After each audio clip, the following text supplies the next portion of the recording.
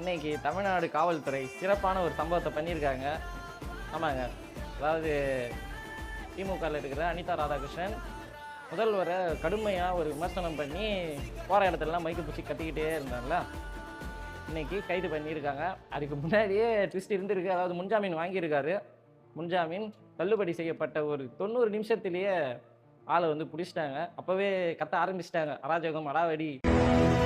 என்ன வந்து காவல்துறை அதிகாரிகள் வந்து மேலிருந்து சொல்லி உடனே எம்எல்ஏ பதவியை ராஜினாமா பண்ணிட்டு பாமகக்காரன் சொல்லி எனக்கு முடியாது. நாங்க வந்து எப்பவும் எங்களுடைய தலைவர் தளபதி மு க ஸ்டாலின் என்ன நினைக்கிறாரோ அதை தான் செய்வோம். இவனால் தொட்டு பார்க்க முடியாது. நண்பர்களே, வேற ஒண்ணும் இல்ல. என்னடாச்சுன்னா ஒரு